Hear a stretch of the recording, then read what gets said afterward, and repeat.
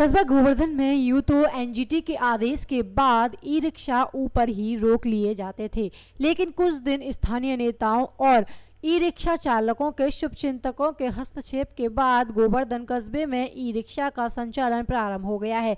लेकिन शायद उन शुभचिंतकों को वो ये भी नहीं पता होगा कि उनकी जो पैरवी कर रहे हैं वो ही अपने लापरवाही से अपने शुभचिंतकों की शर्मिंदा करवाएंगे और बाहर से आने वाले श्रद्धालु यहाँ के ई रिक्शा चालकों को कोसते हुए वापस जाएंगे। मामला गोवर्धन के हाथी दरवाजा का है, जहाँ श्रद्धालुओं को लेकर जा रहे ई रिक्शा चालक ने लापरवाही बरतते हुए और श्रद्धालुओं से अभद्रता व्यवहार करते हुए हाथी दरवाजा स्थित मोड़ पर इस तरह से ई रिक्शा को मोड़ा कि वह पल भर में ही पलट गया और 2 महिला श्रद्धालु सहित 3-4 लोगों को चोटें आई हैं। इतना ही नहीं, ई रिक्शा चालक घायल श्रद्धालुओं को सड़क पर ही पड़ा छोड़कर ई रिक्शा को लेकर भाग निकला।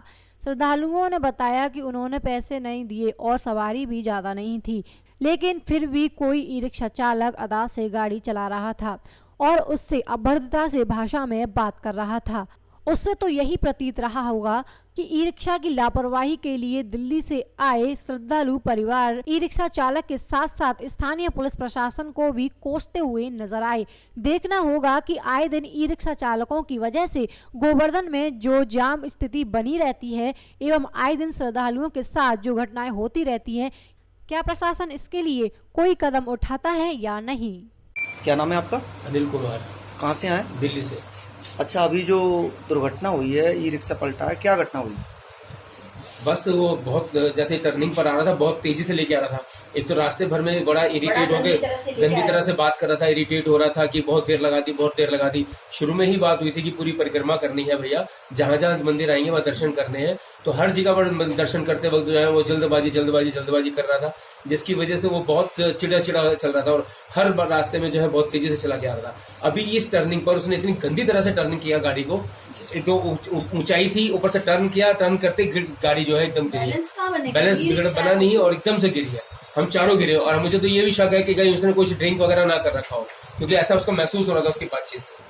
अच्छा, चोट किन किन को आई है? चोट हमारी मामी जी को आई है, मेरे को आई है, मेरी मम्मी को आई है। हम सबके हाथों में, शोल्डर में जो है प्रॉब्लम हो रही है, पसलियों में दर्द हो रहेगा, हर जगह प्रॉब्लम हो रही है। क्या नाम है आपका? मेरा नाम कार्तिक। कहाँ से आए आप लोग?